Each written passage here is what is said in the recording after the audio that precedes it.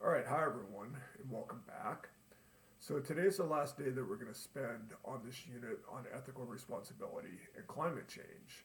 And we started out last week by looking at individuals and examining individual responsibility, and we moved on to groups.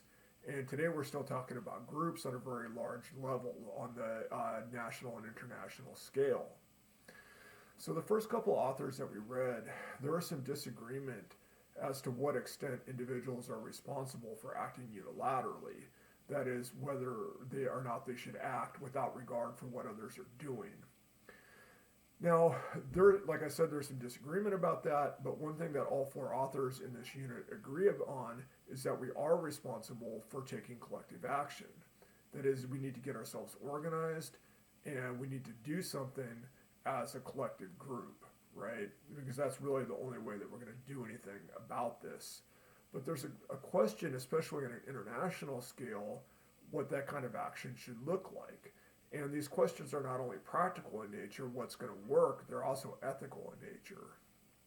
So Singer, who's one of the 20th century's most important philosophers, is looking at this through the lens of what's called distributive justice.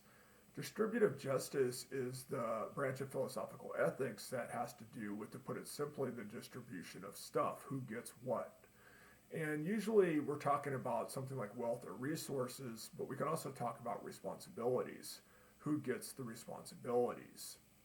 And when we talk about climate change, we're talking about who has the responsibility to cut back emissions and who's got the responsibility to try to do what they can to clean up what's there, and also who has the responsibility for helping people to adapt to the damage that's already been done. For example, helping people on islands or coastal areas to adapt to rising seawaters, things like that. So there's a couple of different ways we can approach this because there's a couple of different ways of looking at distributive ethics. One is to favor a historical approach, that is to try to see how the distribution that currently exists came to pass and try to decide whether it's fair or not. Now, there's no doubt that, we all know that there's a certain group of people in the world, in the US and Europe and Japan, Australia, Canada, countries like this, who are pretty much responsible for climate change, right? It's not people in the developing world for the most part who've done the damage. And so that may lead you to the conclusion that, hey, you broke it, you bought it, that seems fair. These developed countries should spend the wealth that they got like that in order to undo the damage, and they're the ones who should make the drastic cutbacks in emissions. Now, this might seem fair, but there's some catches. The first one is ethical. You could object that they didn't know that what they were doing was so damaging at the time that they were doing it. It didn't seem obviously wrong, and there was clearly no international agreement against it, so it's not like they were breaking the law. So maybe we should be hesitant to just out and out penalize them in that way, just because they happen to be richer than other people. Another problem is just a practical one. Not only would this be disruptive of the world economy, but it's doubtful that you're going to get anybody to agree to, at least in the developed world, you're not going to get like the United States and Australia, countries like this, to even agree to this, and without them, nothing's really going to happen.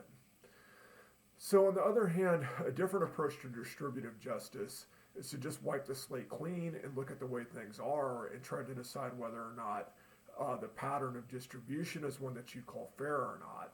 And there's some catches here. First and foremost, the fact that not everyone's going to agree on what a fair distribution even is. The other problem is that if you just start at right now and you try to come up with some kind of fair distribution for who gets to pollute, who gets to have emissions and who's financially responsible for, the cleaning up the mess that's already there, this may seem like it's unduly penalizing developing countries because after all, they want to get rich like the already industrialized countries are, and that's going to be very hard to do if there's an across the board cap on emissions that affects everybody equally. So you can take a look at Singer's arguments here, and he has a conclusion that he comes up with that he thinks is fair, that he seems to have some confidence in. So see whether or not you agree with his arguments, see whether or not you like his solution. And on Friday we'll get together and we'll talk about this and try to see if we can come up with what seems like a fair answer.